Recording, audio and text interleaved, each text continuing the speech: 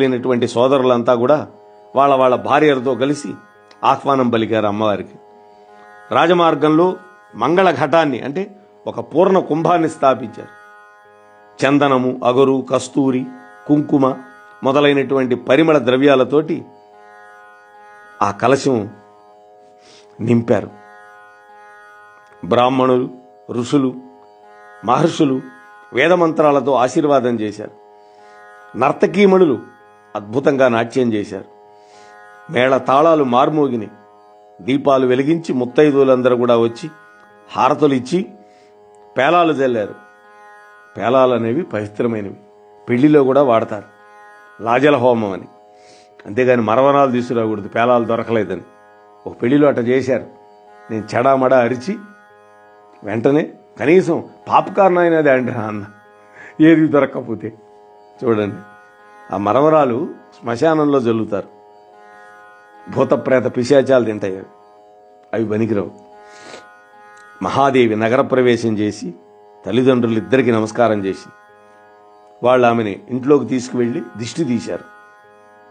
హిమవంతుడు వేదవేత్తలని ఘనంగా సత్కారం చేశాడు. వాళ్లతో పాటుగా శాస్త్ర విద్వాంసులని, కవులను, కళాకారులను అద్భుతంగా సన్మానించాడు.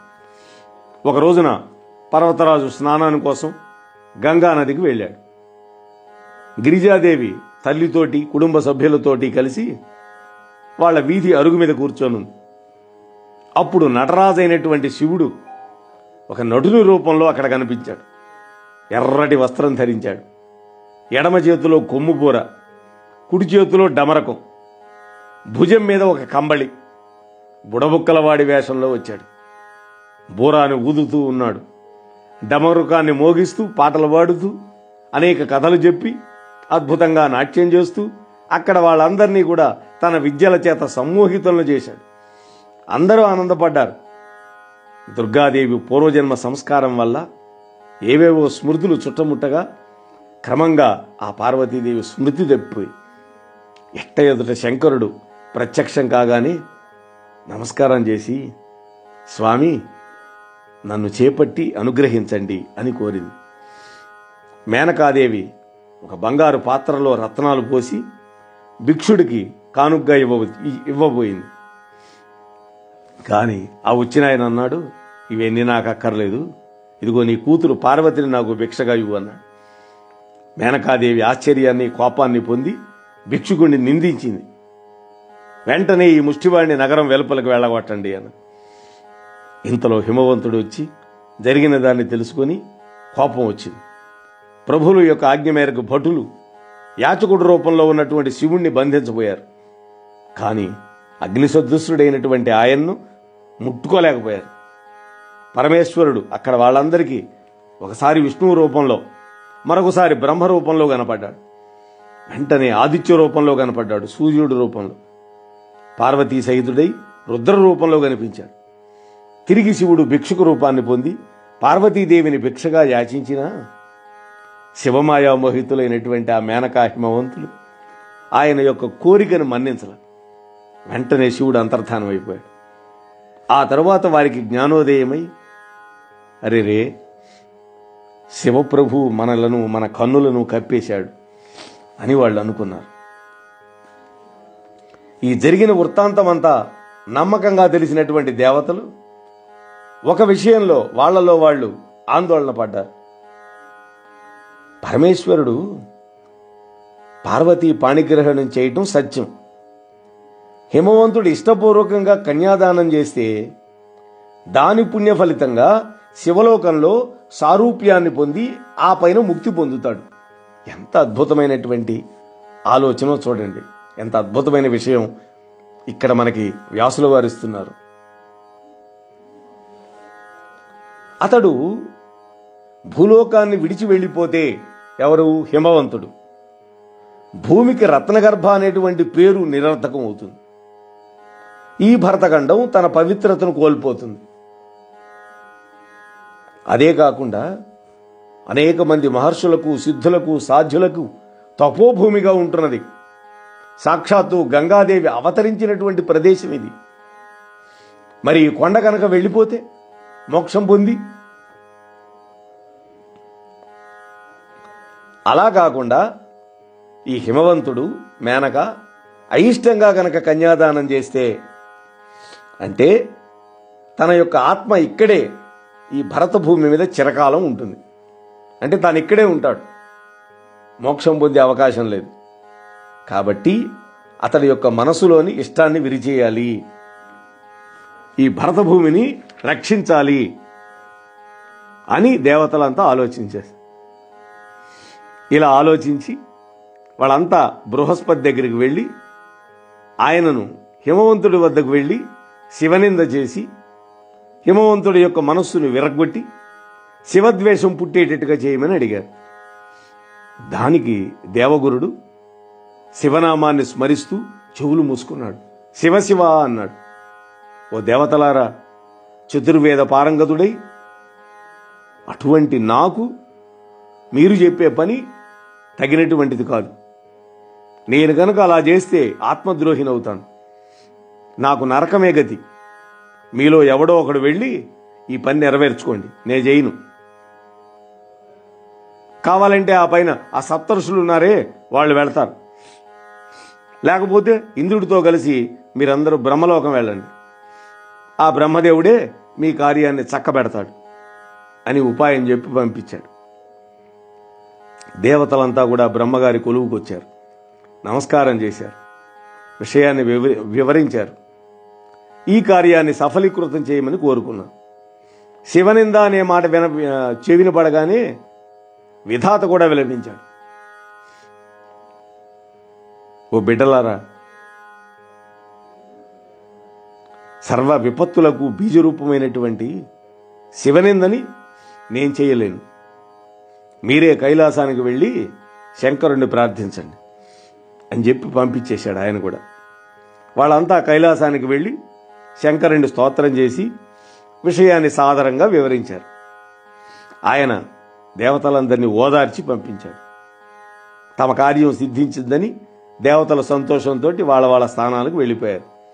ఆ తరువాత శంకరుడు దండాన్ని, ఛత్రాన్ని, దివ్యమైన వస్త్రాలను, ఉజ్వలమైనటువంటి తిలకాన్ని, మెడలో సాలగ్రామాన్ని, చేతిలో స్ఫటికమాలను ధరించి విష్ణుమూర్తి నామాన్ని భక్తితో స్మరించుకుంటూ హిమవంతుడి యొక్క సభామధ్యమంలో అందరికీ కనపడ్డాడు.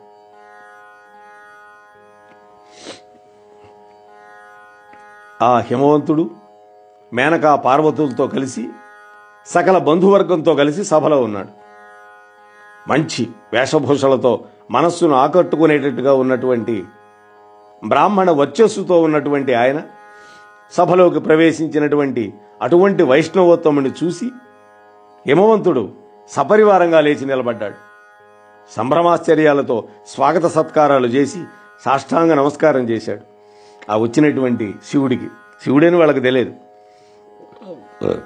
కపట వైష్ణవుని గుర్తించి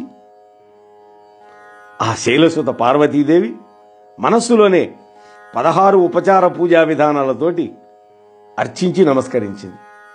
ఆ తల్లి, ఆ మహాప్రభు ఏ రూపంలో ఉన్నా గుర్తుపట్టగలుగుతుంది. ఆయన పురుషుడు, ఆమె ప్రకృతి. అప్పుడు హిమవంతుడు అతిథిని కుశల ప్రశ్నలు అయిన తర్వాత, స్వామి, నే చేయవలసిన కర్తవ్యాన్ని మీరు ఆజ్ఞాపించండి అని ప్రార్థించాడు. అప్పుడు ఆ వచ్చినటువంటి విప్రుడు అంటున్నాడు, ఓ గిరిసార్వభౌమ, నేను బ్రాహ్మణుణ్ణి, వైష్ణవుణ్ణి, జ్యోతిష వృత్తిని చేపట్టిన వాడిని, భూమండలమంతా తిరుగుతూ ఉంటాను. నేను స్వేచ్ఛాజీవిని, స్వతంత్రుడను, సర్వగామిని, సర్వాంతర్యామిని. చూడండి, ఆ మాటలు అర్థం చేసుకుంటే ఆయనే శివుడని అర్థం అవుతుంది. శివుడి యొక్క లక్షణాలన్నీ చెప్పాడు ఆయన. గురువు యొక్క అనుగ్రహం చేత నాకు సర్వం తెలుసు. నేను శుద్ధాత్ముణ్ణి, నిర్వికారుణ్ణి, మీదు మిక్కిలి దయాసింధువుని, ఇతరులకు ఉపకారం చేసేవాడిని, మంచి లక్షణాలు కలిగి లక్ష్మీదేవి వంటి అందమైనటువంటి నీ కుమార్తెను ఆ విరూపాక్షుడికిచ్చి వివాహం చేయబోతున్నారని తెలిసింది. విరూపాక్షుడు అంటే 3 కన్నుల వాడు, వికృతమైన కన్నులు, విరూపాక్షుడు. ఆ శ్మశానవాసికి ఈ సర్వమంగళాదేవినిచ్చి పాణిగ్రహణం చేయడం మీకు శ్రేయోదాయకం కాదు. నువ్వు నారాయణుడి యొక్క కులంలో పుట్టినవాడివి, ఎలా చూచినా నీ ఇంటి అల్లుడు కావడానికి తగిన అర్హతల్లో ఒక్కటి లేదు ఆ ఆది భిక్షువుకి. అయినా ఇంట్లో అందరిని అడిగి చూడు, పార్వతిని మాత్రం అడగద్దు. ఎందుకంటే రోగం వచ్చిన వాడికి ఔషధం, పథ్యం ఈ రెండూ రుచిగా ఉండవు. రోగాన్ని వృద్ధి చేసే అపథ్యాహారం మాత్రమే రుచిస్తుంది అని చెప్పి ఆ కపట వైష్ణవుడు నిష్క్రమించాడు. ఆ కపట వైష్ణవుడి మాటలు విన్నప్పటి నుంచి మేనకాదేవి యొక్క హృదయం దుఃఖభారంతో నిండిపోయింది. ఒక రోజున కుమిలిపోతూ భర్త దగ్గరికి వెళ్ళింది. నాథ, సుకుమారి శుభలక్షణైనటువంటి మన కుమార్తెను ఆ కురుపి పిశాచ గణాధిపతి అయినటువంటి ఆ రుద్రుడికి ఇచ్చి వివాహం చేయడానికి నేను అంగీకరించను. మీరు నా మాట వినకపోతే నేను ఇల్లు విడిచి వెళ్ళిపోతాను, లేదా విషం మింగి చచ్చిపోతాను, లేదా ఉరేసుకొని చేస్తాను. అమ్మాయిని తాడుతో మెడకు కట్టుకుని సముద్రంలో మునుగుతాం ఇద్దరం. ఇలా రోషంతో తీక్షణంగా పలికి కోపగృహంలోకి వెళ్ళిపోయి తన ఒంటి మీద ఉన్న ఆభరణాలన్నీ విసిరికొట్టి ఏడవడం మొదలుపెట్టింది మేనాదేవి. అక్కడ కైలాసంలో శంకరుడు మళ్లీ సప్తఋషులను స్మరించాడు. అపర కల్పవృక్షాల వంటి ఆ ఋషులు మరుక్షణంలో ప్రత్యక్షమైనారు. వాళ్లల్లో అపర సిద్ధిలాగా ఉన్నటువంటి అరుంధతి కూడా వచ్చింది. అపర సిద్ధి. మనం అరుంధతి కథ కూడా చెప్పుకున్నాం. సంధ్యాదేవే తపస్సు చేసి అరుంధతిగా పుట్టింది యజ్ఞగుండంలో నుంచి మేధాతిథికి. వాళ్ళందరూ ఈశ్వరుని స్తోత్రం చేశారు. శంకర, నీ యొక్క నామస్మరణ మాత్రం చేతనే మహాపాతకాలు నశించిపోతాయి, ఉత్తమ లోకాలు సిద్ధిస్తాయి. అలాంటి నీవు మమ్ములను స్మరించావంటే మా పుణ్య విశేషాన్ని ఏమనుకోవాలి? నీకు దయ ఉంటే ఈ సేవకులకు ఆజ్ఞాపించి మమ్మల్ని నీ యొక్క సేవకులుగా ఉపయోగించుకోండి అన్నారు. వాళ్ళు వినయంగా అన్నారు. అప్పుడు చంద్రశేఖరుడు వాళ్ళకి తారకాసురుడు బ్రహ్మదేవుడి నుండి పొందినటువంటి వరాలన్నీ ఆ వృత్తాంతం అంతా చెప్పాడు. చెప్పి కర్తవ్యాన్ని ఇట్లా బోధించాడు. ఓ సప్తఋషులారా, దేవతల యొక్క ప్రార్థనను మన్నించి వైష్ణవ వేషంలో వెళ్ళి శివనింద చేసి మేనకా హిమవంతుల యొక్క మనస్సులను విరిచి వాళ్ళ హృదయంలో శివద్వేషం రగులుకునేటట్టుగా చేశాను. ఇప్పుడు వాళ్ళు వాళ్ళ యొక్క కని అయిన పార్వతిని నాకిచ్చి వివాహం జరిపించడానికి ఇష్టపట్టాల. నా పెళ్లిని నేనే చెడగొట్టుకున్నట్లయి చూడండి. కాబట్టి మీరు వెళ్ళి ఆ దంపతుల మనస్సులని మళ్లించి ఆ పార్వతిని నాకిచ్చి కళ్యాణం జరిపించేటట్లుగా కన్యావరణ విధిని నెరవేర్చండి అన్నాడు. ఇది దేవతా కార్యం. వెంటనే మహర్షులు శివపార్వతుల యొక్క కళ్యాణానికి తాము అనుసంధానకర్తలం కాబోతున్నామనేటువంటి ఆనందంతో ఆకాశ మార్గంలో వెళ్ళారు. ఆ ఓషధీ ప్రస్థపురంలో దిగారు. అంటే హిమవంతుడి యొక్క నగరంలో. ఆ నగరం మహాశోభాయమానంగా ఉంది. అలాంటి నగరాన్ని చూచి ఇలాంటి సౌభాగ్య నగరం ఈ భూమి మీద కంటే కర్మఠులు స్వర్గాన్ని కోరి కష్టపడి యజ్ఞాలు ఎందుకు చేస్తున్నారో అని ఆశ్చర్యపోయారు. ఇటువంటి అద్భుతమైన సౌందర్యం కలిగిన నగరం భూలోకంలోనే ఉంటే అనవసరంగా తపస్సు చేసి కష్టపడి యజ్ఞాలు చేసి స్వర్గం కోరుకుంటారు ఎందుకో అని అనుమానం వచ్చింది సప్తర్షులకి. వాళ్ళు వచ్చినటువంటి విషయం తెలుసుకొని మేనక హిమవంతుడు ఎదురేగి వాళ్ళని స్వాగత సత్కారాలు చేసి, మీ రాకతోటి మా గృహస్థాశ్రమ జీవితం ధన్యమైంది, ఓ మహర్షులారా ఆజ్ఞాపించండి మేమేం చేయాలో అన్నాడు. వెంటనే పార్వతీదేవిని శివుడికిచ్చి వివాహం జరిపించవలసింది అని వాళ్ళు చెప్పారు. ఇంకే దానికి హిమవంతుడు అన్నాడు, ఓ ఋషులారా, అమ్మాయి ఇష్ట ప్రకారం శివుడి యొక్క ఆజ్ఞ మేరకు ఆ విధంగానే నిర్ణయం జరిగింది. కానీ ఇప్పుడే ఒక వైష్ణవ బ్రాహ్మణుడు వచ్చి శివుణ్ణి ఉద్దేశించి విపరీతమైన మాటలు మహాప్రీతితో మాట్లాడి వెళ్ళాడు. అప్పటి నుండి జ్ఞానభ్రష్టురాలైనటువంటి నా భార్య శివుడితోటి మా అమ్మాయి పెళ్లికి సుతరాం అంగీకరించట్లేదు. చాలా మొండి పట్టుదలతో ఉంది. నిజం చెప్పొద్దు, నా మనసు కూడా మారిపోయింది. మా అమ్మాయిని శివుడికి ఇయ్యడానికి నాకు కూడా ఇష్టం లేదు అని ఉన్నటువంటి నిజాన్ని చెప్పాడు. వెంటనే సప్తర్షులు ఆ శివుడి యొక్క మాయకు విస్మితులైపోయారు. వెంటనే వశిష్ఠుడు తన భార్య అయినటువంటి అరుంధతీదేవిని మేనాదేవి దగ్గరికి పంపించి పర్వతరాజుతో తాను అంటున్నాడు ఈ విధంగా: ఓ పర్వత సార్వభౌమ, తారకాసుర సంహారం కోసం యాచించడం ఎరగనటువంటి బ్రహ్మ పరమేశ్వరుని యాచించి మీ అమ్మాయితోటి వివాహానికి ఒప్పించాడు. ఇప్పుడు నువ్వు కాదంటున్నావు. లోకంలో వేదాలలో కూడా నీతి వచనం 3 రకాలుగా ఉంటుంది. మొదటిది వినడానికి మధురంగా ఉంటుంది, భవిష్యత్తులో చేటు కలిగిస్తుంది. ఇది శత్రువు మాట్లాడేది. శత్రువు బుద్ధిమంతుడైతే హితాన్ని చెప్పడం, ఆదిలో క్లేశాన్ని కలిగించినా కూడా పరిణామ దశలో సుఖాన్నిచ్చేది ఇది ధర్మబుద్ధి కలిగినటువంటి బంధువులు చెప్పేది. ఇది రెండోది. మూడోది ఉందే, వినడానికి అమృతంలా ఉండి ఎప్పుడు సుఖమిస్తుంది. ఇది గురువు చెప్పే మాట. కాబట్టి గురువు చెప్పేది ఎప్పుడు హితవాక్యం. రాజా, గురువులమైనటువంటి మా యొక్క అమృతతుల్యమైనటువంటి మాటలు విను. పరమేశ్వరుడు త్రిమూర్త్యాత్మకుడు. ఆయన ఆజ్ఞ చేతనే తక్కిన ఇద్దరు పరిపాలిస్తూ ఉంటారు, సృష్టిస్తూ ఉంటారు. ఈ లోకాలన్నీ ఆయన యొక్క అంగాలు. వేదాలతో కూడి ఉన్నటువంటి వాంగ్మయమంతా ఆయన యొక్క వాక్కులు. సూర్య చంద్ర గ్రహ తారకా మండలాలన్నీ ఆయనకు అలంకారాలు. జగన్ నిర్మాణ సామర్థ్యం గల ఆయన తన యొక్క తపశక్తియే ప్రకృతి. అది 3 విధాలుగా ఉండి సృష్టి యొక్క కార్యాన్ని నడుపుతుంది. ముఖం నుండి పుట్టి వాక్కుకు అధిష్టాన దేవత అయినటువంటి సరస్వతీదేవి, వక్షస్థలం నుండి పుట్టి సర్వ సంపత్ స్వరూపిణి అయినటువంటి లక్ష్మి, సమస్తమైనటువంటి దేవతల యొక్క తేజస్సు నుండి ఆవిర్భవించినది, రాక్షసులను సంహరించి దేవతలందరికీ సంపదలిచ్చేటటువంటి ఉమాదేవి.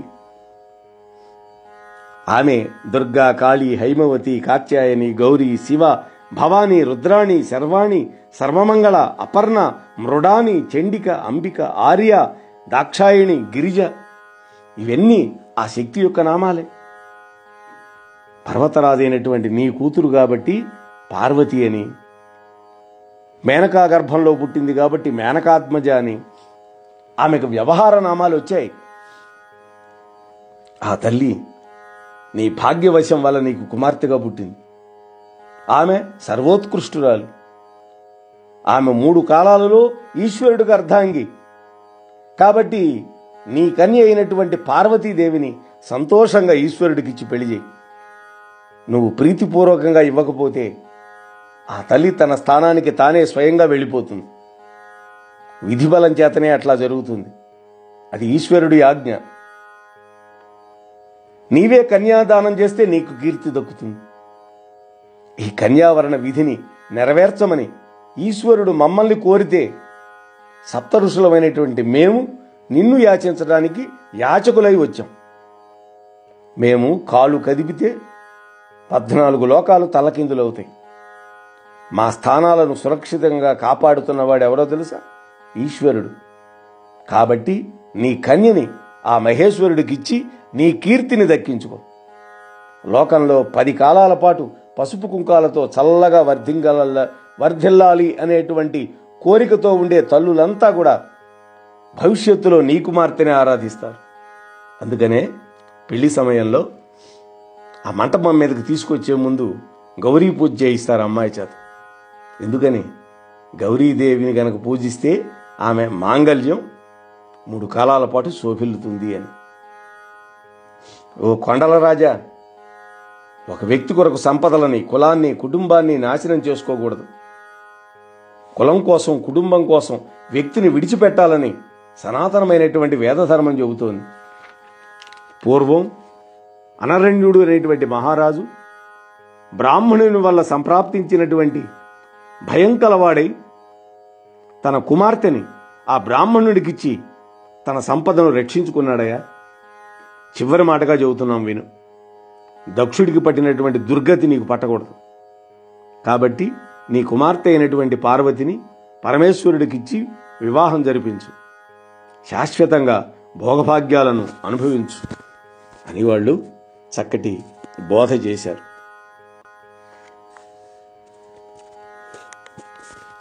సప్తర్షుల యొక్క హితవచనాలు విన్న హిమవంతుడు వెంటనే ఒక ప్రశ్న వేశాడు. ఆ అనరణ్యుడి యొక్క వృత్తాంతాన్ని చెప్పండి అని కోరగానే వశిష్ఠుడు చెప్పడం మొదలుపెట్టాడు. ఓ రాజా, పూర్వం ఇంద్రసావర్ణి అనే పేరు గల 14వ మనువు యొక్క వంశంలో అనరణ్యుడు అనేటువంటి చక్రవర్తి పుట్టి 7 దీవులను పరిపాలించాడు. మంగళారణ్యాలలో జన్మించిన ఆ చక్రవర్తి గొప్ప శివభక్తుడు. ఆయన భృగువును బ్రహ్మగా చేసుకొని 100 యజ్ఞాలు చేసి ఇంద్ర పదవికి అర్హత పొందినా కూడా దాన్ని తిరస్కరించాడు. నాకు వద్దన్నాడు ఇంద్ర పదవి. ఆయనకు 100 మంది కొడుకులు. పద్మ అనే పేరు గల లక్ష్మీ సమానురైనటువంటి కుమార్తె ఉన్నది. ఆ చక్రవర్తి దంపతులకు కుమారులందరి మీద ప్రేమ కంటే కూతురు మీద ప్రేమ ఎక్కువ. ఆయనకు 5 భార్యలు. ఆ పద్మకి వివాహ వయస్సు వచ్చింది. చక్రవర్తి రాజులందరికీ ఆహ్వాన పత్రాలు పంపించాడు. ఒక రోజున పిప్పలాద మహర్షి లోక సంచారంతో ఒక గంధర్వుడు గంధర్వ స్త్రీలతో కూడి వనవ్యవహారం చేసి జలకేళి సంచరిస్తుండగా చూశాడు పిప్పలాదుడు. అటువంటి మహర్షికి కామ వికారం కలిగింది. అప్పటి నుండి మనస్సును తపస్సు మీద లగ్నం చేయలేకపోయాడు. ఎట్లాగైనా సరే పెళ్లి చేసుకోవాలి అని నిర్ణయానికి వచ్చాడు.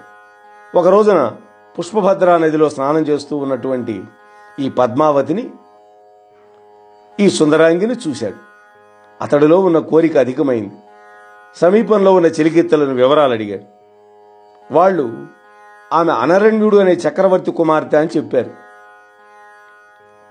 అనేక మంది రాజకుమారులు ఆమెను పెళ్లి చేసుకోవాలని ఉవ్విళ్ళూరుతున్నారని కూడా చెప్పారు. వెంటనే పిప్పలాదుడు శివపూజ చేశాడు. రాజుగారి సభకి వెళ్ళాడు. సన్మానాలు అందుకున్నాడు. అతిథి పూజలో భాగంగా రాకుమార్తె అయినటువంటి పద్మని భార్యగా తనకిచ్చి వివాహం చేయమని అడిగాడు. ఇవ్వకుంటే నీ ఐశ్వర్యాన్ని క్షణంలో భస్మం చేస్తానన్నాడు. ముని యొక్క తేజస్సుకి అక్కడ ఉన్న వాళ్ళంతా భయపడిపోయారు. వృద్ధుడైనటువంటి పిప్పలాదుడికి సుకుమారి సుందరి అయినటువంటి తన కుమార్తెను భార్యగా ఇవ్వటం ఇష్టం లేక ఆ రాజకుటుంబం అంతా ఏడుస్తూ కూర్చుంది. దిక్కుతోచక చివరికి రాజగురువుని రాజపురోహితుడిని పిలిపించి విషయం చెప్పి కర్తవ్యం బోధ చేయమని అడిగారు. వాళ్ళిద్దరూ రాజుతో ఒక్కటే మాట చెప్పారు. ఓ రాజా, ఒక్కరి కోసం సర్వనాశనం అయ్యే సందర్భంలో ఆ ఒక్కరిని విడిచి సర్వాన్ని రక్షించుకోవాలి. ఇది వేదధర్మం అని హితం చెప్పారు. వేద విధులైనటువంటి ఆ బ్రాహ్మణుడు చెప్పినటువంటి మాటల చొప్పున ఆ అనరణ్యుడు తన కుమార్తె అయినటువంటి పద్మని చక్కగా అలంకరించి మహర్షికిచ్చి పెళ్లి జరిపించి తన కుటుంబాన్ని, సంపదని, రాజ్యాన్ని రక్షించుకున్నాడు.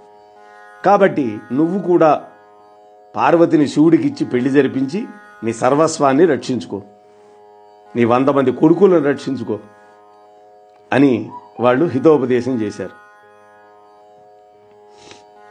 ఆ తర్వాత హిమవంతుడు మళ్ళీ అడిగాడు, మహాత్మా, ఆ పద్మ పిప్పలాదుల యొక్క తదనంతర వృత్తాంతాన్ని నాకు చెప్పండి, ఏం జరిగిందో తెలుసుకోవాలనేటువంటి మనస్సు ఉవ్విళ్ళూరుతోంది అని అడిగారు.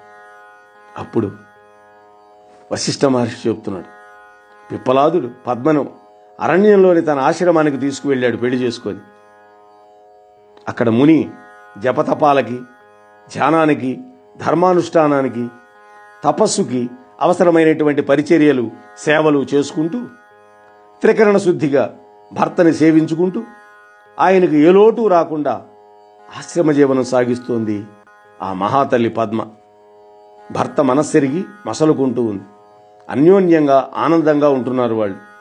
అలా ఉండగా ఒక రోజున పద్మ గంగా నదిలో స్నానం చేసి నీళ్లను పిండి తన తడిచీర కట్టుకొని నీళ్ల కడవను నెత్తిన పెట్టుకొని ఆశ్రమానికి తిరిగి వస్తూ ఉన్నది. మార్గమధ్యంలో ధర్మప్రభుడు అనేటువంటి యవ్వనుడై కామదేవ సమప్రభుడై అంటే మన్మధుడిలాగా అందంగా నానాలంకార భూషితుడై ఎదురుగా నిలబడి ఆమెతో అన్నాడు. వాడి పేరు ప్రభుడు, ఒక రాజకుమారుడు, యవ్వనంలో ఉన్నాడు. ఓ చారు రూపిణి, ఓ సుందరి, ఆర్ద్రవస్త్ర పరిధానంలో మబ్బులు చాటున చందమామలాగా మెరిసిపోతున్నావు, నీవెవరు అన్నాడు. తడి బట్టల్లో అందం ఎక్కువగా కనిపిస్తుంది అని మన సినిమా వాళ్ళు కూడా అదే పైత్యంతో ప్రవర్తిస్తారు కదా, మనం చూస్తాంగా సినిమాల్లో. చూడండి, అది వాళ్ళు పురాణాల నుంచి గ్రహించింది, వాళ్ళేమీ కనిపెట్టింది కాదు. నీవు తడి బట్టలలో మబ్బుల చాటున చందమామలాగా మెరిసిపోతున్నావు, ఎవరు నువ్వు? జారిపడుతూ ఉన్న నీటి బిందువులతో కూడి స్నానం చేసినటువంటి నీ వెంట్రుకలు అద్భుతంగా ఉన్నాయి. నీ పేరులో ఏ అక్షరాలు సార్థక్యాన్ని పొందాయి అంటే నీ పేరేమిటి అని. నిన్ను కన్న తల్లిదండ్రులు ధన్యులు. ఆ ధర్ముడి యొక్క పలుకులకి పద్మ లోకాచారంగా ముక్తసరిగా సమాధానం చెప్పింది. దానికి ధర్ముడు నవ్వి, ఓహో, ఆ నెరిసిన వెంట్రుకలు గలవాడు, ముడతలపడ్డ శరీరం గలవాడు అయినటువంటి పిప్పలాదుడా నీ భర్త? వనమంతా వెన్నెల విరిసినట్లు కన్నుల పండుగ ఉన్న నువ్వెక్కడా? పండుకోతి వంటి ఆ పిప్పలాదుడెక్కడ? నీ సౌందర్యం రాజపూజితం. తపస్సు చేసుకునే మునికి ఇంత అపురూప సౌందర్య రాశి భార్యగా అక్కర్లా. నేను రాజశ్రేష్ఠుణ్ణి. ఆ ముసలవాడిని విడిచిపెట్టు, నాతో రా. ఆమె ఆంతర్యాన్ని పరీక్షించాలి అని ఇలా పలికినటువంటి ధర్ముడు ఆమె యొక్క చేతిని పట్టుకోబోయాడు. ధర్ముడి యొక్క దురాగతాన్ని సహించలేకపోయింది. మహాక్రోధంతో మండిపడింది పద్మ. ఓరీ మానవాధమా, దూరంగా ఉండు, పాపాత్ముడివి. పరస్త్రీని కామదృష్టితో చూసినటువంటి నీవు నిస్సందేహంగా నశించిపోతావు. తపోధనుడైనటువంటి పిప్పలాదుడెక్కడ? కాముకుడమైనటువంటి నీవెక్కడ? నీవు కాలగతిలో నా శాపం వల్ల క్షయాన్ని పొందగలుగుతావు. ఆమె శాపానికి గడగడ వణికిపోయాడు. రాజవేషాన్ని ధరించినటువంటి ధర్ముడు ఇలా అన్నాడు, ఓ మాత, నేను ధర్మదేవతని. ఆహా, గురువులకే గురువుని. ఈశ్వరుడి యొక్క ప్రేరణ వల్ల ఈ చిలిపి పని చేశాను. నాకు తగిన శాస్తి చేశావు. అందరికీ వారి వారి కర్మానుసారంగా ఫలాలను ఇచ్చేవాడు ఈశ్వరుడే కదా తల్లి. నా శాప విముక్తిని కూడా నువ్వే అనుగ్రహించు అన్న. అప్పుడు పద్మ పశ్చాత్తాపంతో ఈ విధంగా శాప విముక్తిని ప్రసాదించింది. ఓ ధర్మదేవత, పతివ్రత యొక్క శాపం ఫలించి తీరుతుంది. ధర్మం క్షయించినటువంటి రోజు లోకాలన్నీ వ్యాకులత పొందుతాయి. అందువల్ల నువ్వు నశించకూడదు. కనుక నేనొక వ్యవస్థను చేస్తున్నాను. నీవు సత్యయుగంలో 16 కళలతోటి రాకా శశాంకుని వలె అంటే పూర్ణ చంద్రబింబంలాగా పరిపూర్ణంగా విరాజిల్లుతావు. ఆ పైన త్రేత ద్వాపర కలియుగాలలో ఒక్కొక్క పాదం చొప్పున క్షయిస్తూ కలియుగాంతానికి అమావాస్య చంద్రుడిలాగా కనపడకుండా పోతావు. అంటే ధర్మం ఉండదు. తిరిగి కలి తర్వాత ఆరోహణ క్రమంలో కాలగతిలో వచ్చే ద్వాపర త్రేత కృత సత్యయుగాలలో ఒక్కొక్క పాదం చొప్పున వృద్ధి పొందుతూ సత్యయుగంలో పరిపూర్ణుడవై మళ్ళీ ప్రకాశిస్తావు. ఆ యుగంలో నువ్వు సర్వవ్యాపకుడవై ఉంటావు. నా ఈ మాటలు నీకు సుఖాన్ని కలిగించుగాక. నేను నా పతిని చేరుకుంటాను అని మాట్లాడి ఆ పద్మ గృహోన్ముఖురాలైంది. ఆమె యొక్క పతిభక్తికి ఆ ధర్మప్రభు ఎంతో సంతోషపడ్డాడు. పడి, ఓ పతివ్రతా శిరోమణి, నీకు మంగళము కాక. నీ భర్త అయినటువంటి పిప్పలాదుడు రూపవంతుడు సంతత స్థిర యవ్వనుడు అగుగాక. మార్కండేయుడిని మించిన అధిక చిరంజీవి అగుగాక. కుబేరుడిని మించిన అధిక ధనవంతుడు అగుగాక. ఇంద్రుడి కంటే అధిక ఐశ్వర్యం కలవాడగుగాక. విష్ణువుతో సమానమైన శివభక్తి కలిగిన వాడవుతాడు. కపిల మహర్షిని మించిన సిద్ధుడవుతాడు. బృహస్పతితో సమానమైన బుద్ధిశాలి అవుతాడు. బ్రహ్మతో సమానమైన సమత్వ భావన అంటే జ్ఞానం కలిగి ఉంటాడు. మీ దంపతుల యందు రూప యవ్వనాదులు స్థిరమై నిలుచుగాక. నీ భర్త కంటే అన్నిట అధిక గుణవంతులైనటువంటి 10 మంది పుత్రులకు నీవు తల్లి అవుతావు. ఇలా ఆశీర్వదించి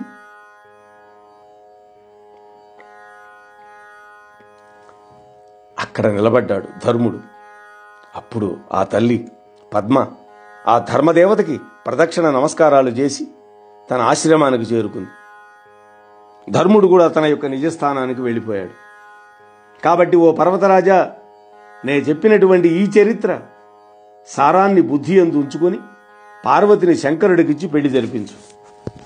మీ దంపతులు ఇద్దరు కూడా ఆ శివుడి యందు ద్వేషభావాన్ని విడిచిపెట్టండి.